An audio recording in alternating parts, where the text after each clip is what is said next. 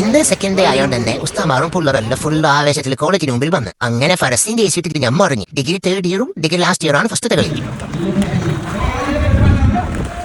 അങ്ങനെ ഞമ്മളെ കളി തുടങ്ങിയിട്ടാകുമ്പോൾ ചെക്കനാട് ഇംഗ്ലീഷും തുടങ്ങി. പിന്നെ കളി ഫുള്ള് തിക്കിട്ടൊക്കെ തന്നെ.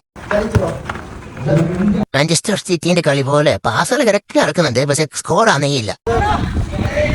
അർജന്റീന ടീം ഫുൾ ഓട്ടന്നെ. ആകെ കളിച്ച് 10 മിനിറ്റ് ആണെങ്കിലോ 8 മിനിറ്റോടെ നമുക്ക് ആക്കാക്കി.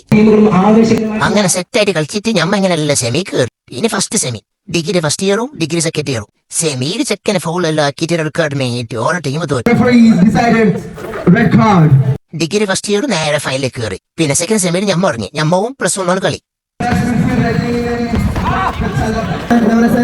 അങ്ങോട്ടെടുക്കുന്ന ഇങ്ങോട്ടെടുക്കുന്ന അങ്ങോട്ടെടുക്കുന്ന ഇങ്ങോട്ടെടുക്കുന്ന പിന്നെ ഒന്നിട്ട് ഡ്രിബിളിങ് ആക്കണപ്പാ, ഇല്ലെങ്കിൽ കളി പാങ്ങാവില്ല.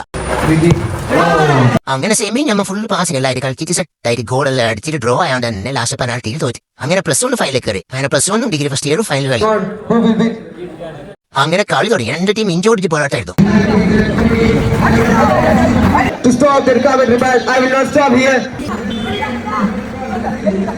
അങ്ങനെ കളി നല്ല ഫൈറ്റ് ആണ്ട് ലാസ്റ്റ് പെനാൽറ്റി. ആദ്യം ചെക്കൻ സിമ്പിൾ ഗോളിച്ച്,